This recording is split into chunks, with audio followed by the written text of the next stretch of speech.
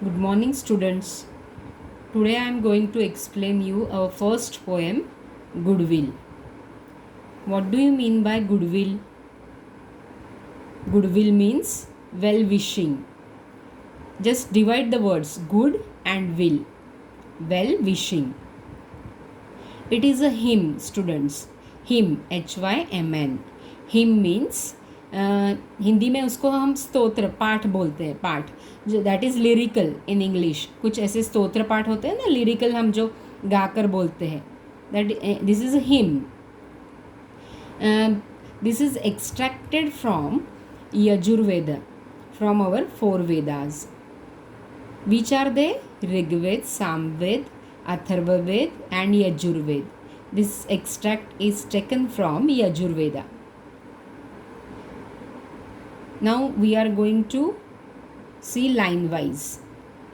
First line, may that by which wise men skillful in rituals and steady in assemblies perform their task, that peerless spirit that lies in all creatures, may that my mind resolve on what is good.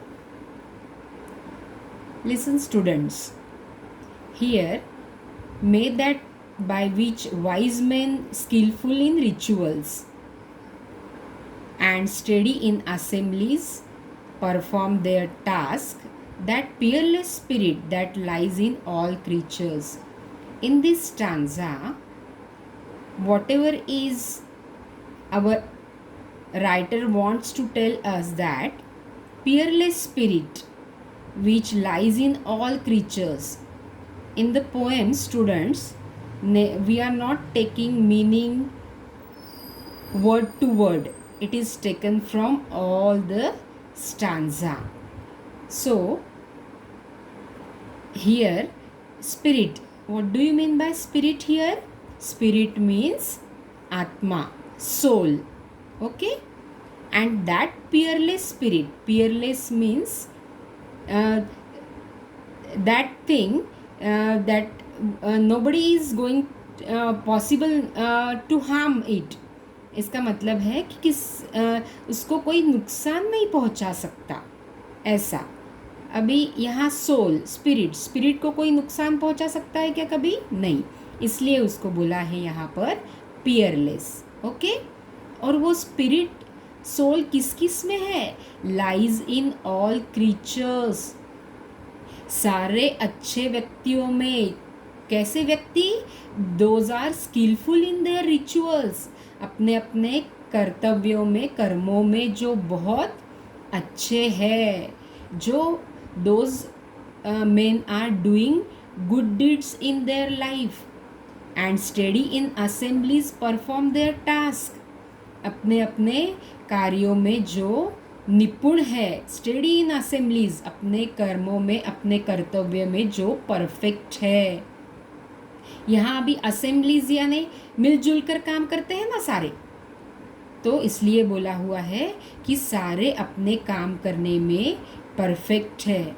May that my mind resolve on what is good. ऐसा बोला गया है यहाँ पर कि मेरा मन हमेशा मुझे अच्छे कर्म करने के लिए ही उत्साहित करे. हमेशा सब व्यक्तियों को क्या बोला गया है यहाँ? अपने अपने मन को क्या बोले? कि यहाँ हमको अच्छा काम करने के लिए, अच्छा वर्क करने के लिए ही हमको हमेशा प्रोत्साहित करे, उत्साहित करे, इंस्पायर करे.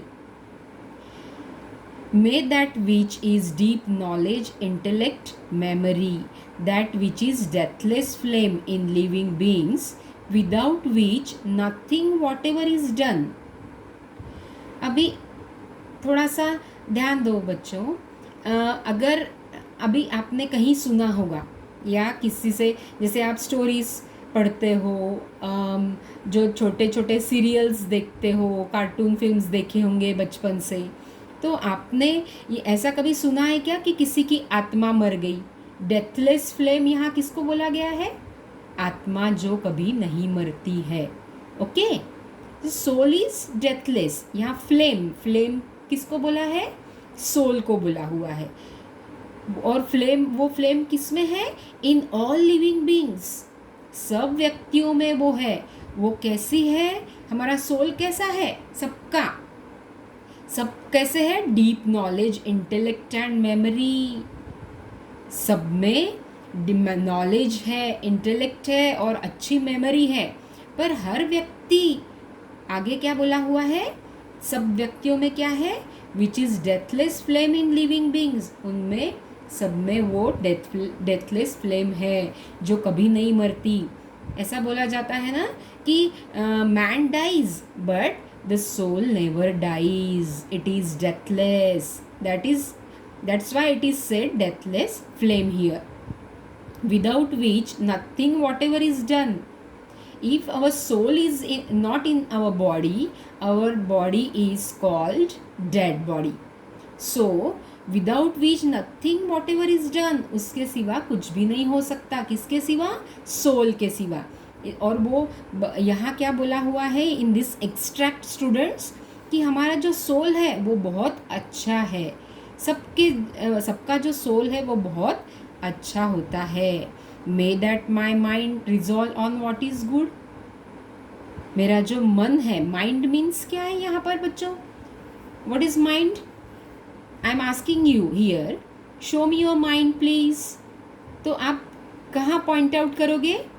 अपने ब्रेन के तरफ, है ना, मन, क्योंकि हम क्या करते हैं? दिमाग से सोचते हैं।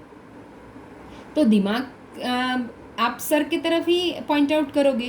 तो इसलिए बोला है हर बार, may that my mind resolve on what is good, जो अच्छा है वही मुझे सोचने के लिए मेरा मन हमेशा सहाय करे, हेल्प करे।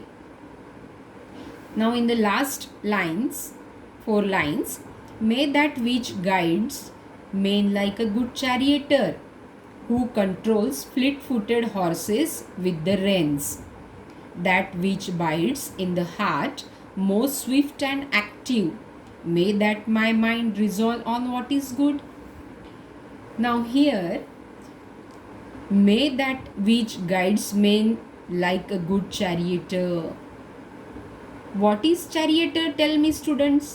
Okay, tell me first, what is chariot? Chariot means रथ। रथ देखा होगा ना आपने, रथ।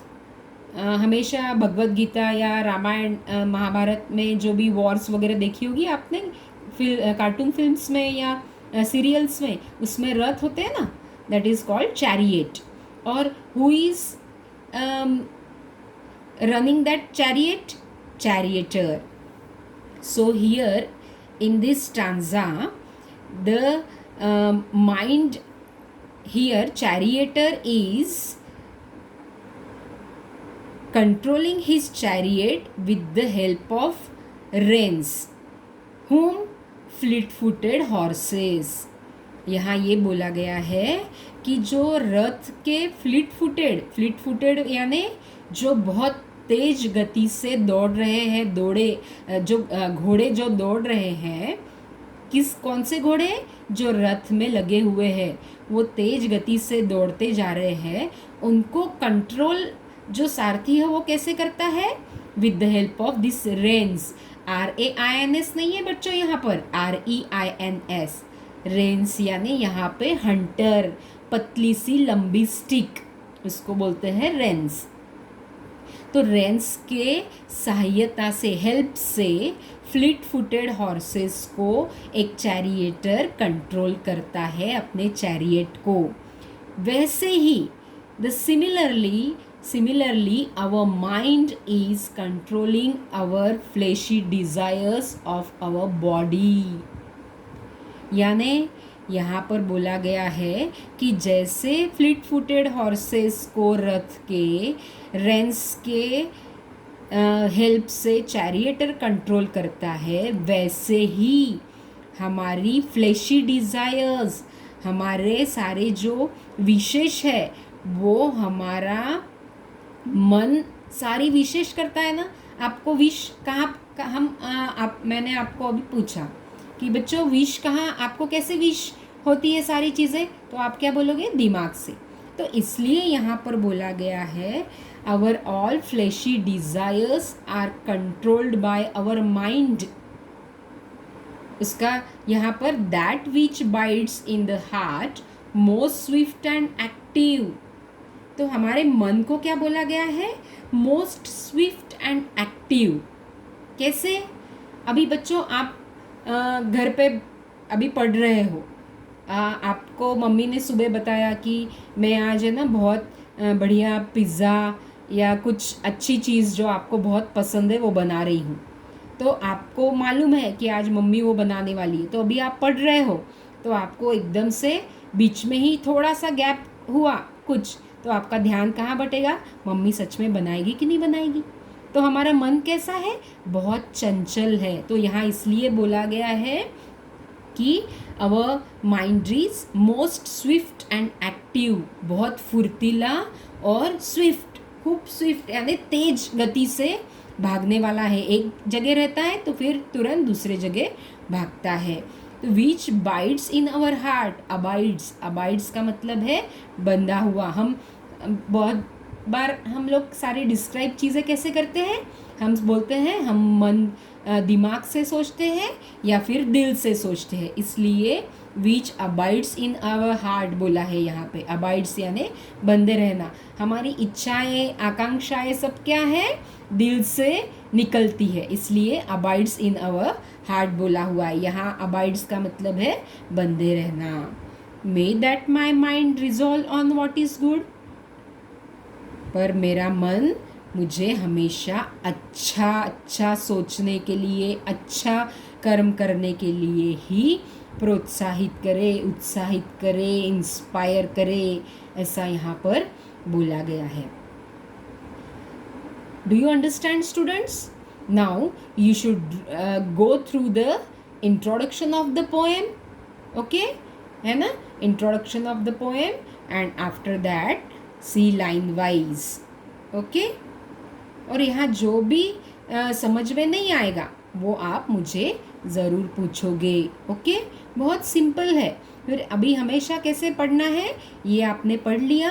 फिर whatever question answers are given by me, you should read those question answers.